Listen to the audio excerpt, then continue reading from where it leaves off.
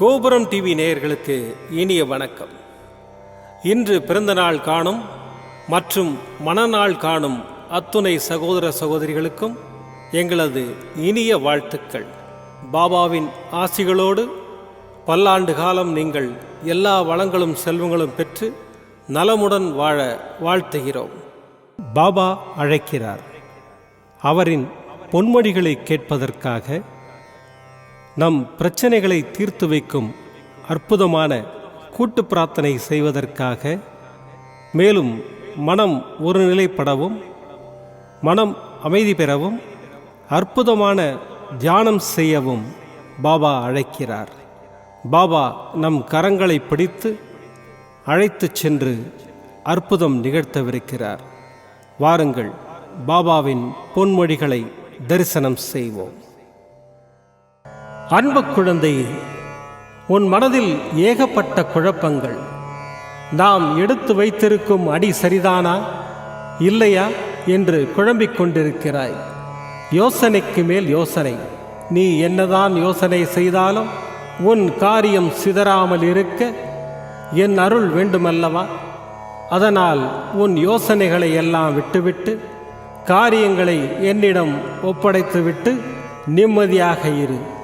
சரியான நேரத்தில் எப்படி முடிக்க வேண்டுமோ அப்படி எந்த குறைவும் இல்லாமல் முடித்து கொடுக்கின்றேன்.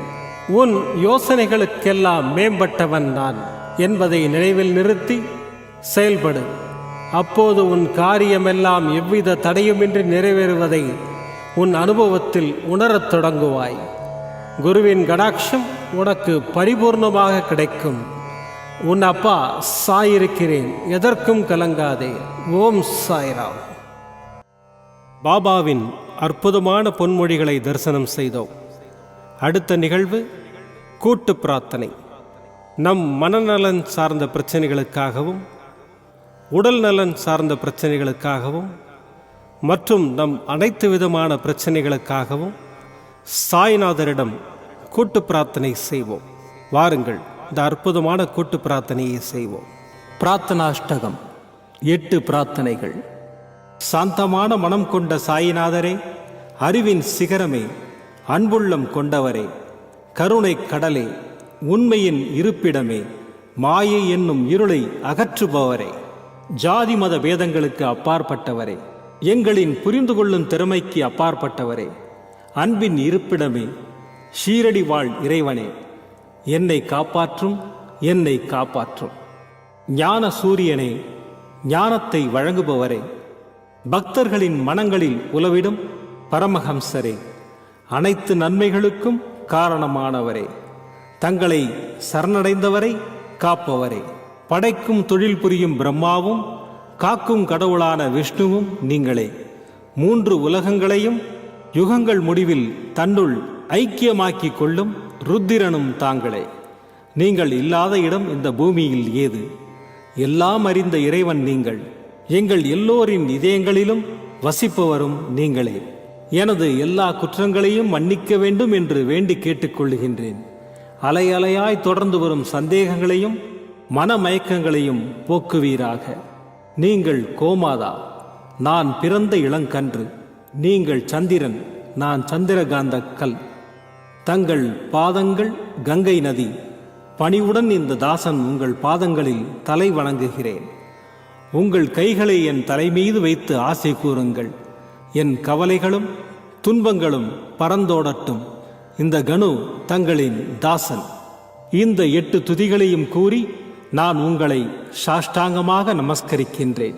எனது பாவங்கள், துன்பங்கள் மற்றும் ஏழ்மை நிலை இவை யாவும் உடனடியாக விலகி ஓடட்டும். ஓம் சாய்ராம், ஓம் சாய்ராம், ஓம் சாய்ராம். அற்புதமாக கூட்டு பிரார்த்தனை செய்தோம். பாபா நம்முடைய கோரிக்கையை ஏற்று நிச்சயமாக நமக்கு அற்புதங்களை செய்வார் என்பது சத்தியம்.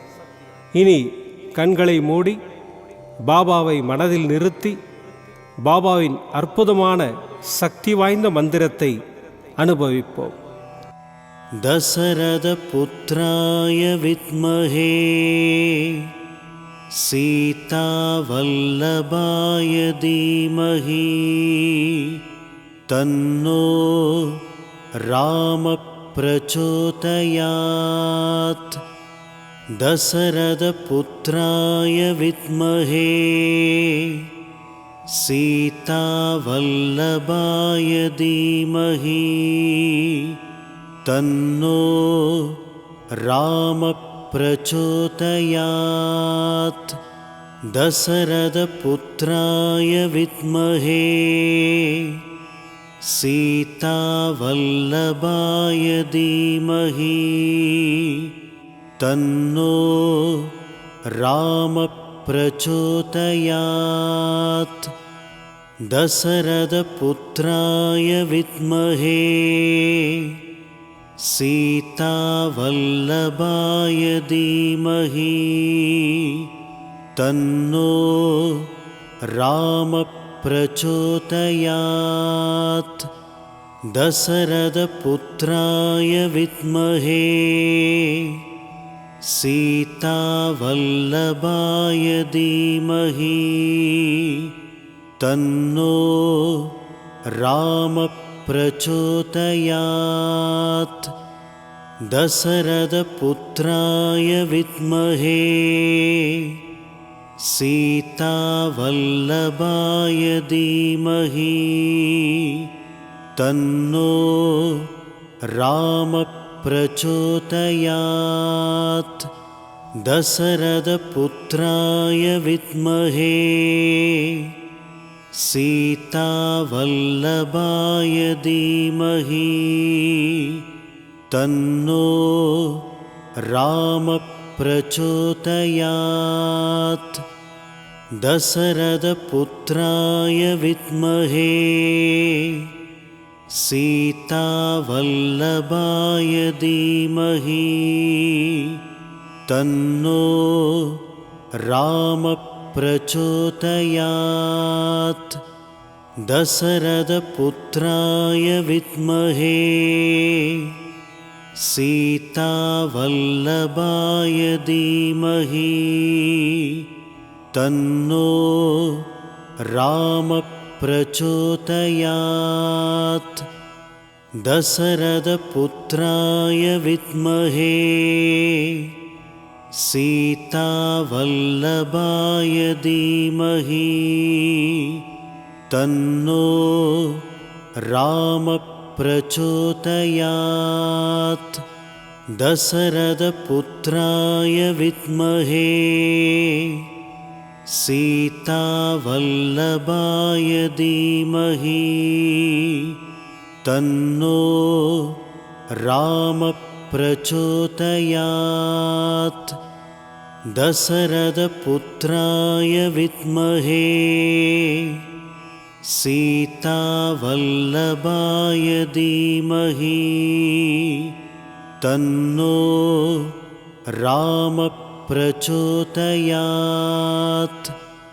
दशरथपुत्राय विद्महे सीतावल्लभाय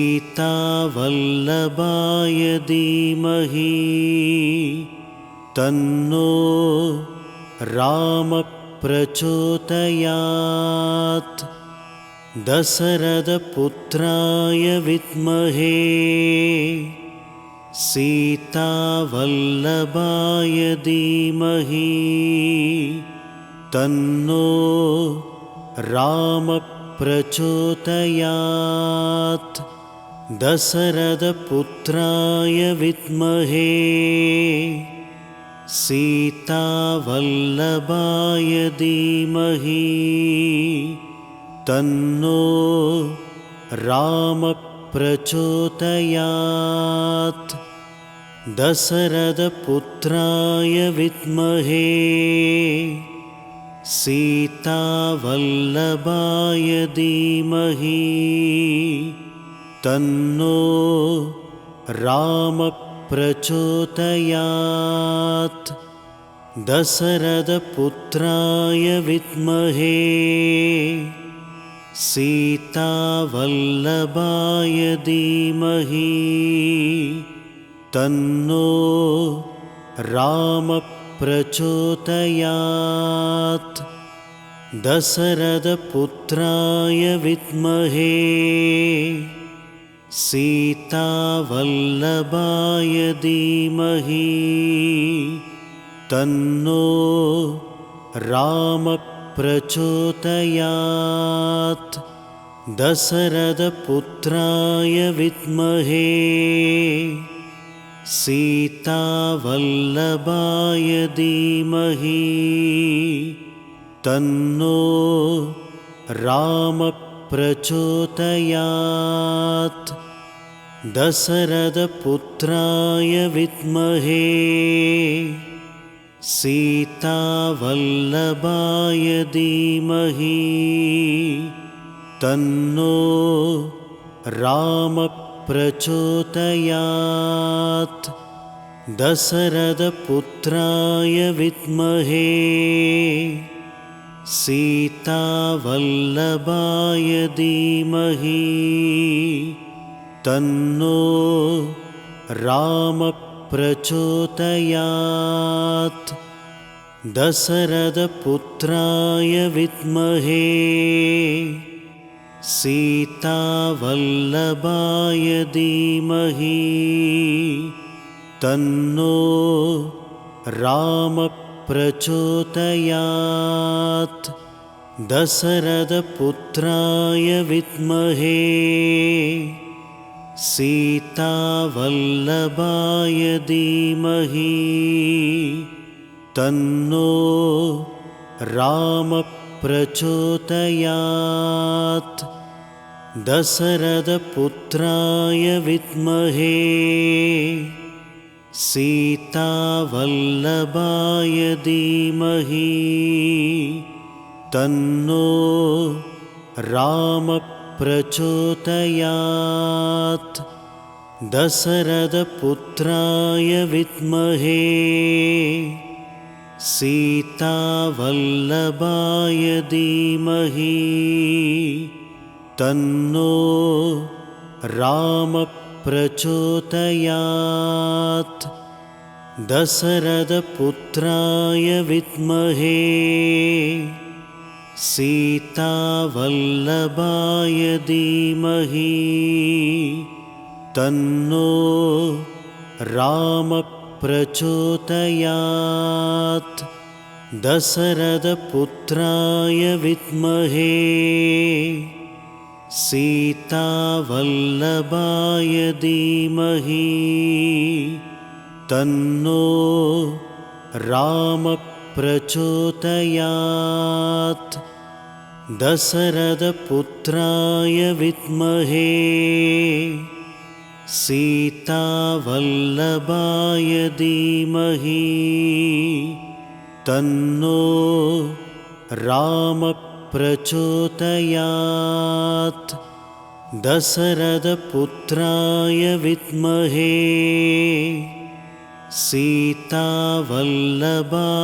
धीमहि तन्नो रामः प्रचोदयात्। दशरथपुत्राय विद्महे सीतावल्लभाय धीमहि तन्नो रामः प्रचोदयात्।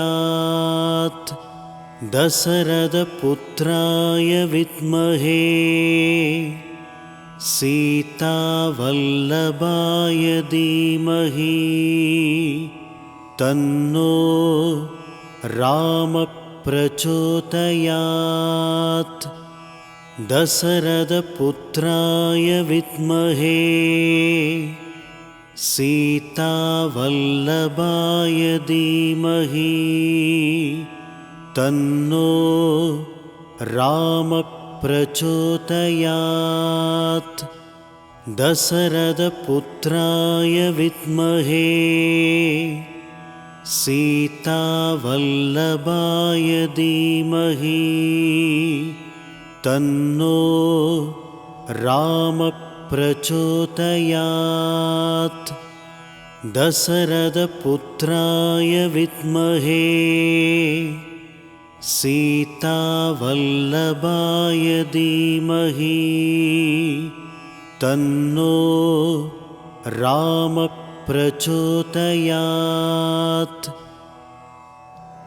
மீண்டும் நாளை காலை இந்த அற்புதமான பாபா அழைக்கிறார் நிகழ்ச்சியில் சந்திப்போம்.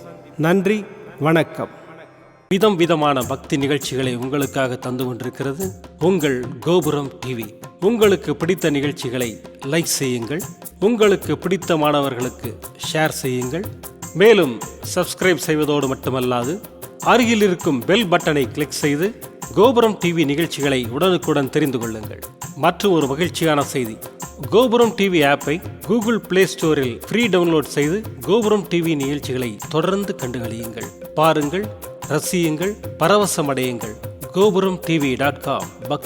பக்திமயம்.